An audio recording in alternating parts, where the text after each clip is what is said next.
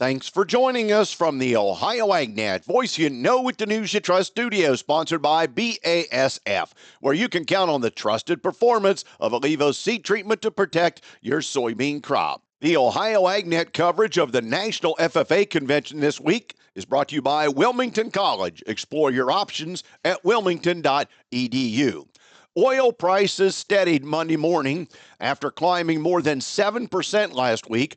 Focus returns this week to concerns about oversupply amid tepid support for an expected U.S. interest rate cut. The New York MEX WTI contract for December delivery rose 13 cents, and the ICE Brent for December delivery climbed a dime.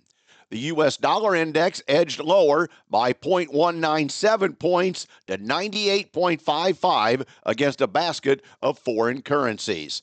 The U.S. Central Bank's Federal Open Market Committee holds a two-day meeting this week that will result in a decision on interest rates on Wednesday. Market expectations are for a quarter percentage point cut, similar to the Fed's decision in September.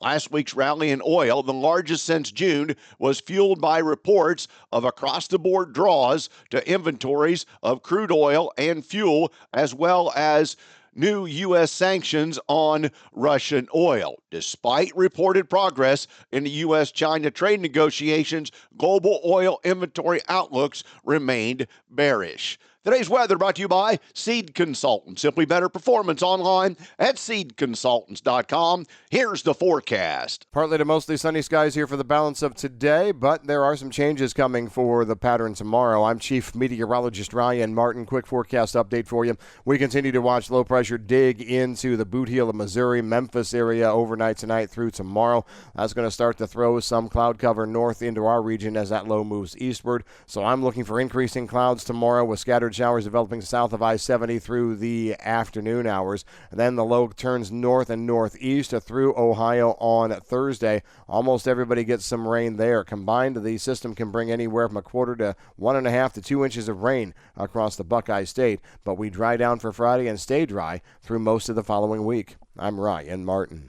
And thanks, Ryan. Our crop progress report is sponsored by Unleaded 88. Save on fuel with the blue handle. Fill up with Unleaded 88. Discover more at ohiocornandwheat.org. Well, Ohio farmers are nearing the finish line for harvest as the month of October draws to a close. With the government still shut down, we turned again to social media to ask farmers how harvest has been progressing. And here's the main takeaways from this week's social media poll. Soybean harvest is nearly complete. A few farmers reported some isolated fields standing, mostly due to late planting, replanting, or double crop beans. Corn harvest progress is mixed, with ranges from 0 to 85% complete for most farmers. A few farmers in western Ohio counties, like Mercer, Allglaze, Miami, and Union counties, reported harvest complete.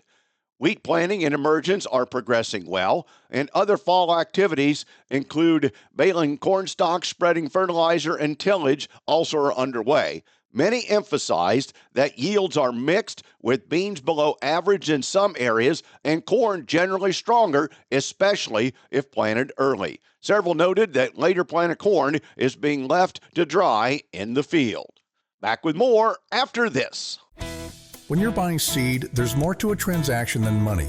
You're exchanging time and trust, hoping each decision adds up at harvest. Seed consultant sales professionals don't take that lightly. With products made to excel in the Eastern Corn Belt and agronomic knowledge that stands up to the test, we're all about the same things you are: reliability and results. Buy into a better seed experience. Visit seedconsultants.com to view our corn and soybean lineup. Let's check in on what's contributing to today's markets. This is Ron Metzger. We are still receiving USDA export inspection data. This is the data that represents the grain that was physically loaded out for export. For the week ending October 23rd, export inspections on corn were at 46.749 million bushels. That was at the low end of industry expectations. On soybeans, we loaded out 38.998 million bushels. This was within industry expectations. On wheat, we loaded out 9.5 million bushels. This was below industry expectations. Please visit our website at licemercantile.com to learn more about our crop insurance, grain marketing program, and brokerage services. And thanks, Ryan. Today's market's brought to you by Seed Consultants. Simply better performance online at seedconsultants.com. Later in midday now, December corn up 4 3/4 at 433.5. March up 4 at 448.25 cents. November beans up 19 3/4. Make it 20.5 now at 1087 3/4. January $11 3.5 cents, up 18.5. Carry that crop to March, $11 13 3/4 cents, up 18 1/4. July wheat up 7 1/4 at 571 3/4. September up 7 at 585. October cattle up 80 cents at 229.62. December lean hogs up 67 at 82.17. November feeder cattle down $6.02 at 332.42. March down $10.97 at 320.32. This is the Ohio AgNet.